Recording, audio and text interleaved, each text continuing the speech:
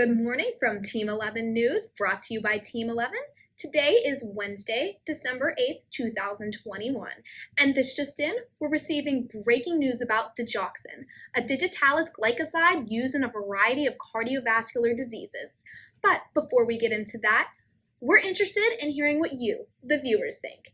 It's your time to share your thoughts on this topic. Scan this QR code and complete the short survey questions. It will stay at the bottom of the screen throughout the newscast, and we will display the responses live on screen at the conclusion of the newscast. But more on this later. First, let's get into the weather. Thanks, Emily. We seem to be getting some influence from two different storms that's going to be affecting your weather for today. Now, Storm Dig here is primarily going to be affecting myocardial.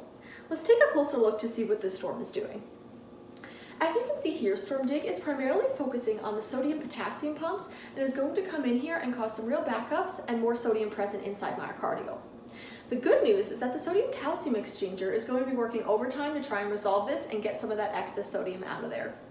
However, in turn, you should expect to see some flooding of calcium, leading to increased contractibility and cardiac output inside myocardial. Our second storm here we want to keep an eye on is Storm Oxen. Now we're going to travel on this map up to Vegas, PA, where this storm is originating. The exact details of this storm isn't exactly clear, but we know that it's increasing activity in Vegas and will be traveling to a city pretty close to myocardial, AV node.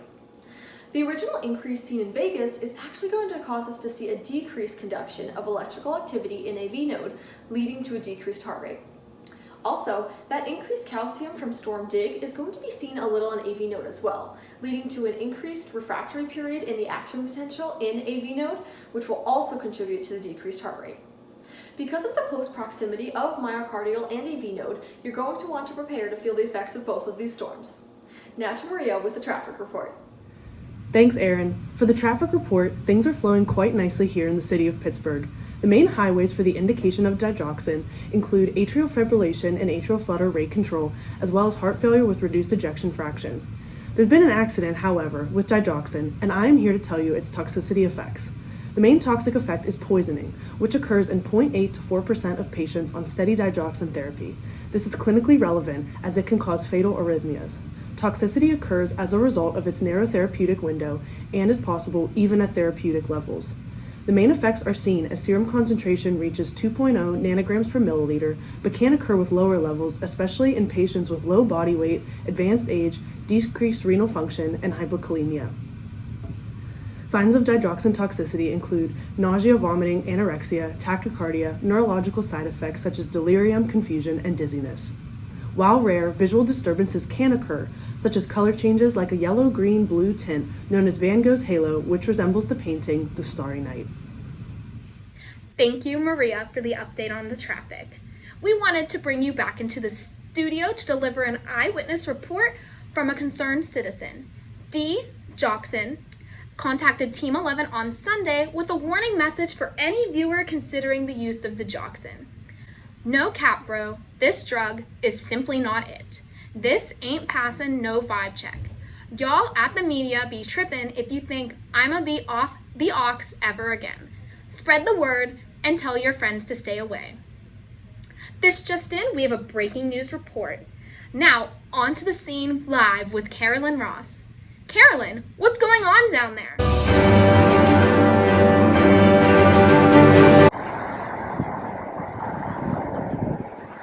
Yeah, Emily, things are crazy down here. I'm live at the scene, and the story is foxglove was used for various purposes for centuries. However, by 1745, had fallen into disrepute.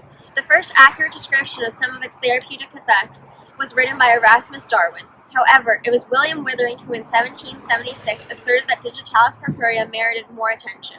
Withering's work ultimately stimulated centuries of further research. Digoxin has a complex structure and is yet to be synthesized. If you take a look behind me, you can see the foxglove plant from which digoxin is derived. It is recovered from primary cardiotonic glycosides obtained during fermentation of woolly foxglove foliage.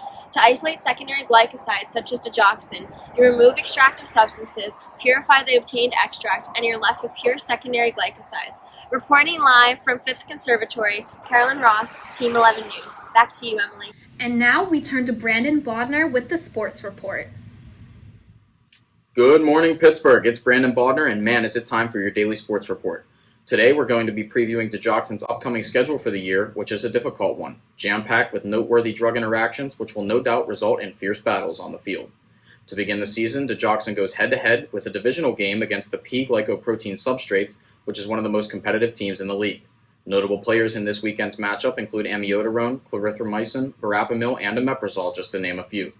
Digoxin tends to struggle in matchups where the enzymes are occupied and the drug just cannot get cleared fast enough. This results in increased serum concentrations that could approach the maximum tolerated value.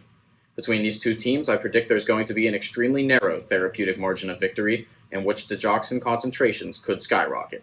We'll be at the game providing live up-to-the-minute drug monitoring to detect early warning signs of whatever direction this matchup is headed.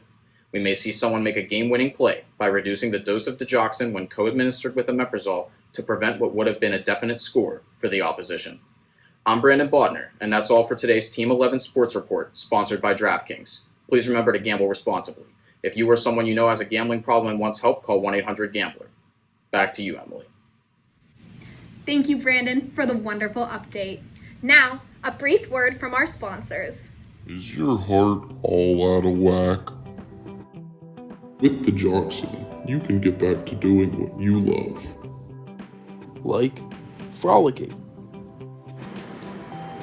or spending time with loved ones. Wow, just look at that. Digoxin is available in a variety of forms. Digoxin is available as a tablet with an initial loading dose of 500 to 750 micrograms, followed by 125 to 375 microgram doses given in 6 to 8 hour intervals. It is also available as capsules, with a 400 to 600 microgram loading dose, and an additional 100 to 300 micrograms given every 2 to 6 hours. As an intravenous injection, digoxin is given in a 400 to 600 microgram loading dose, and 100 to 300 micrograms every 6 to 8 hours. Overall, maintaining an 8 to 12 microgram per kilogram concentration provides patients with the greatest therapeutic effect and least toxicity. In general, the maintenance dose of digoxin is 250 micrograms daily, but it can range from 125 to 500 micrograms, depending on the patient. Digoxin, your heart will thank you. Hey, thanks, bro. Thank you for tuning in. See you next time. Emily Drake, Team 11 News.